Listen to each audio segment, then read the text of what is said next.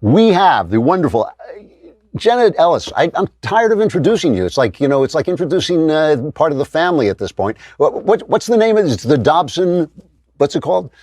The Dopson Policy Center. The Dopson Policy Center. She is, of course, a constitutional lawyer. We bring her on whenever we have any questions, almost about anything, but certainly about constitutional law. You wrote a piece. It's good to see you, by the way. Good teacher, thanks.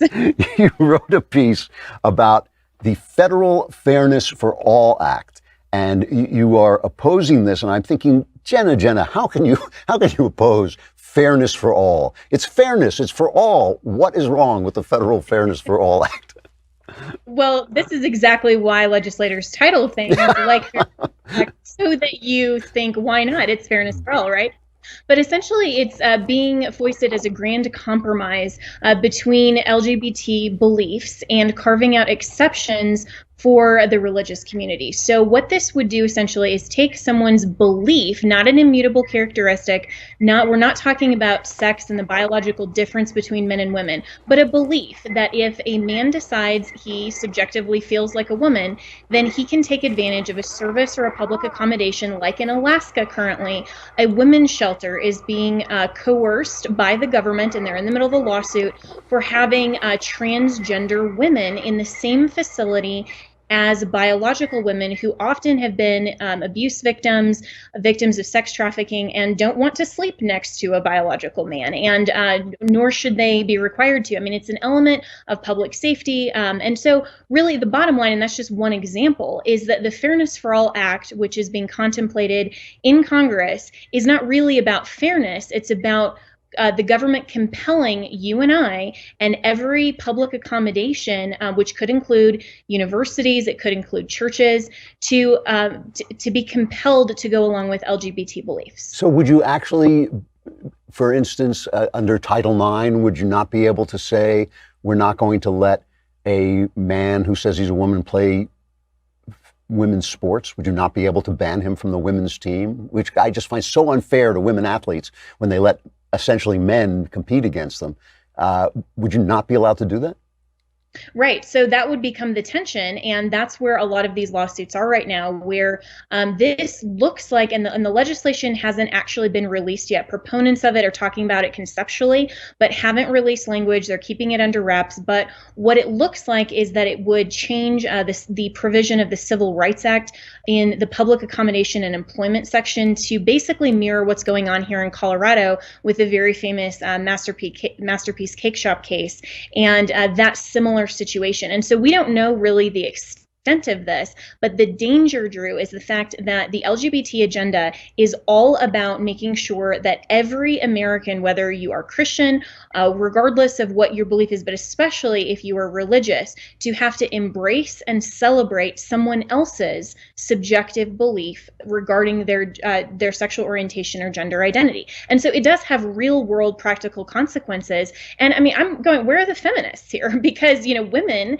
who are biological women and want to have so-called women's rights and all of this, for men to be able to compete in sports, for men to go into restrooms and locker rooms with women. I mean, this is just, it's a danger, and it's something that we need to protect against, not only from a religious freedom base, but from a basic right of privacy and protection standpoint as well. There's also another aspect of this, and I know you and I kind of come from different places on this. I'm much more open to gay people and the gay lifestyle. I live in West Hollywood. I mean, it'd be absurd not to be, but I do worry that the gay activists are after our freedoms and are actually hostile to our freedoms, and it really is disturbing to me. And one of the things that really bothers me about this is when they start to talk about pronouns. Here in California, in our legislature, they now have banned the use of gendered pronouns in committee meetings. This is actually true. They actually did this.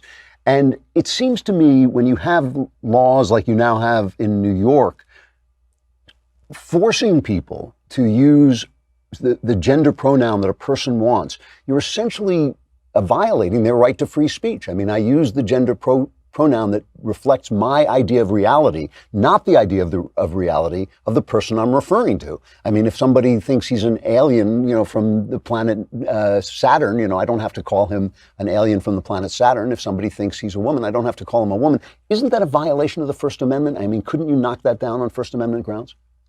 Absolutely, it should be, and it's a violation of free speech and free exercise of religion. And look at the viral video that happened just a few weeks ago about GameStop, where a clearly biological man went in and wanted to be addressed by ma'am, and went all off on the young associate there and the employee who was simply trying to be polite. And so again, this isn't about tolerance being a two-way street for the LGBT agenda. It's about compelling and coercing you and I to have to buy into their belief, to have to treat them as they wish to be known as. And it's based on a completely subjective belief. Because let's be clear, biological sex is immutable. There is physical evidence by design. It's chromosomal. It can't be changed whether or not someone believes it can or not. And when we're talking about the law, morality and the moral code is always implicit in any law that we designate. And so we're always talking about whose morality are we actually enacting here. And the Founding Fathers understood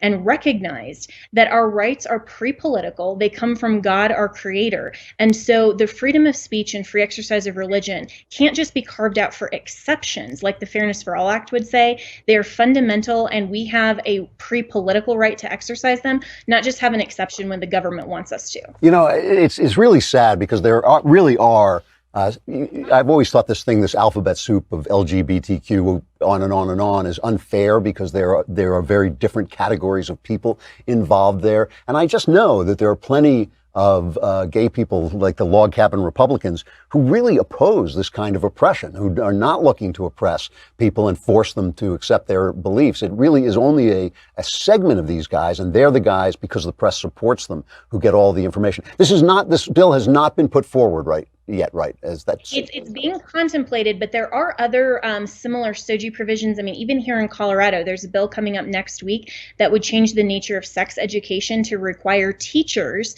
and public school administrators to not in any way have what they're calling, language that might be harmful, and to actually advocate for sexual orientation and gender identity and compel them to speak. So this isn't just on the federal level. You're right. This hasn't yet been introduced. We're still watching this very closely, but these types of SOGI law, or sexual orientation, gender identity laws, are being embedded all over the country and in other places in federal Congress. So we need to make sure that we understand where these provisions are and that we're very clear as to the stance of our constitutional rights and fundamental freedoms.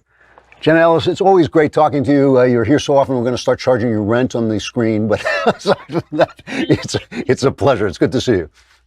Great to see you too, Jared. Thanks.